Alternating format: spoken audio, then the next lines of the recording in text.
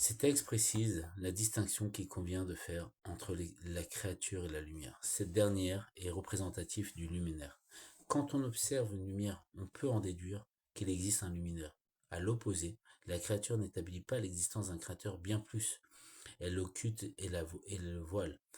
Elle a l'impression d'être à l'origine de sa propre existence, y compris quand son intellect lui dit que cela ne peut pas être le cas. Bien entendu, il y a là qu'une impression de la part de cette créature. Néanmoins, le simple fait qu'il puisse lui sembler être à l'origine de sa propre existence fait la preuve que sa source est l'essence de Dieu, qui n'a pas de cause antérieure. Tout ceci permet d'établir que la finalité de la création de l'enchaînement des mondes n'est pas les mondes supérieurs, lesquels ne font que révéler, mais bien ce monde inférieur, qui a l'impression de ne pas être une émanation, mais de posséder une existence autonome, en y assumant le service de Dieu, en y repoussant le mal et en transformant, on peut mettre en évidence l'essence, et c'est précisément pour cela que fut créé l'enchaînement des mondes. Chapitre 5. Le Tzemar Tzedek mentionne un avis selon lequel les réceptacles des sphirotes du monde d'Atsilut ne sont que la révélation de ce qui est caché. Selon cette conception, il est clair que la finalité de la création n'est pas d'Atsilut, monde qui est uniquement une descente et un dévoilement.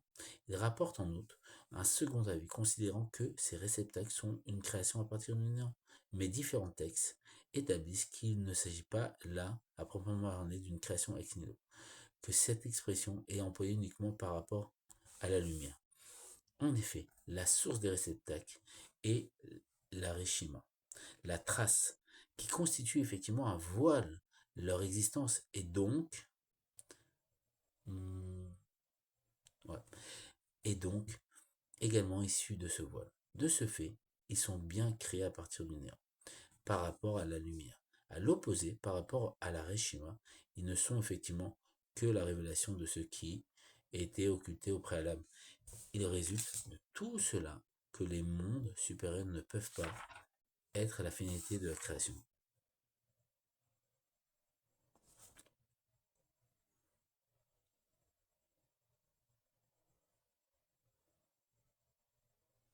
D'accord.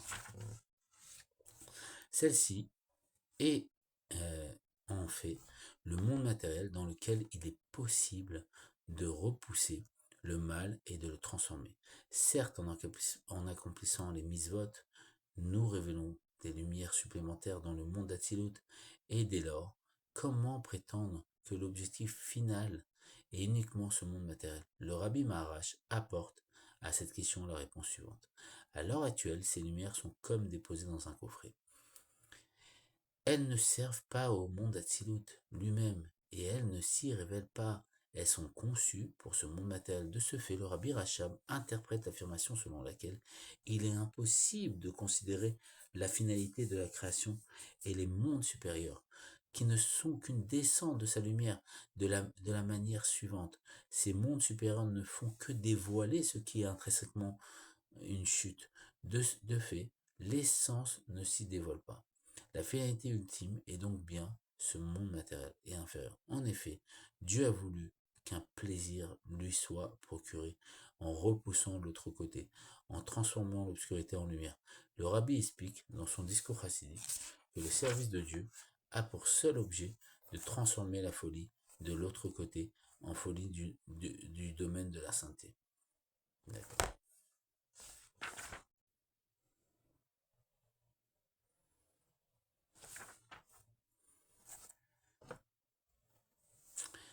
De la sorte, j'éprouve une satisfaction constante que j'ai donné un ordre et que ma volonté a été accomplie. C'est de cette façon que l'on bâtit une demeure pour lui ici-bas.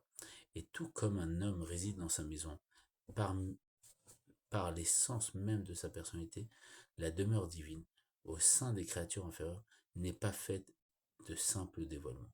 C'est bien au contraire l'essence de Dieu qui s'y trouve, et telle est bien la finalité de la création des mondes et de leur enchaînement. Chapitre 6. À la fin de ce discours, le rabbi explique que même si la présence divine se trouve parmi les créatures inférieures, elle se révèle essentiellement dans le temple. Et c'est pour cela que le sanctuaire a été précisément fait en bois de chittim. En effet, la finalité est bien de transformer la folie de l'autre côté et les passions de l'âme animale en folie du domaine de la sainteté, conformément à l'expression de nos sages dont la mémoire est une bénédiction, selon laquelle sa folie a bien utile, et a été bien utile à ce vieil homme, puisque de la sorte, il se soumettait à Dieu au-delà de toute logique. Or, mon beau-père, le rabbi et ses prédécesseurs donnèrent eux-mêmes l'exemple de ce qu'ils attendaient de nous, comme nos sages l'expliquent à propos du verset. Il dit ses paroles à Jacob, ses décrets et ses jugements à Israël. Souligne que ce qu'il a accompli lui-même, il demande à Israël de faire et de le garder. Il en fut bien ainsi pour nos maîtres qu'ils firent et qu'ils accomplirent personnellement ce qu'ils demandaient des personnes qui leur étaient attachées eux ou même liées. Pourquoi nous ont-ils révélé qu'ils agissaient eux-mêmes de cette façon, afin qu'il nous soit plus aisé de les imiter. Il en fut ainsi, par exemple, pour l'amour du prochain.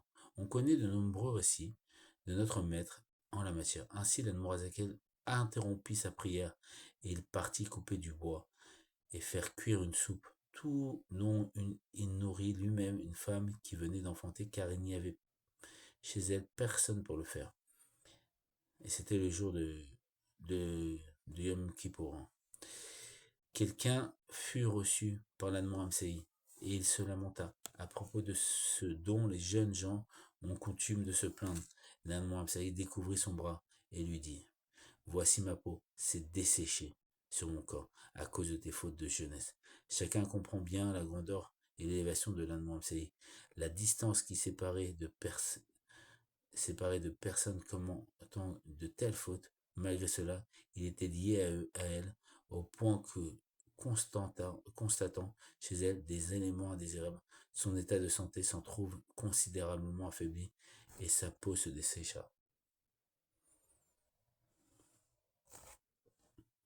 Le Tzemach Tzedek, avant la prière, partit emprunter une somme d'argent afin de la confier à un homme simple qui en avait besoin pour gagner sa vie. Et une fois, le Rabbi Maharash, quitta la ville de Kure dans laquelle il se trouvait pour se rendre à Paris. Là, il rencontra un jeune homme et lui dit: Jeune homme, le vin interdit obture le cerveau et le cœur. Sois donc un juif. Ce jeune homme rentra chez lui, mais il ne put connaître le repos.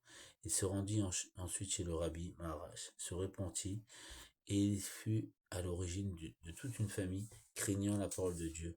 Or, on sait que le temps du Rabbi Maharash était particulièrement précieux. Même quand il s'agit de commenter la Chassidoute, il le faisait brièvement, à certaines périodes. Il avait déjà achevé sa prière à 7 heures du matin. Malgré cela, il entreprit un long voyage et resta sur place un certain temps pour ce jeune homme.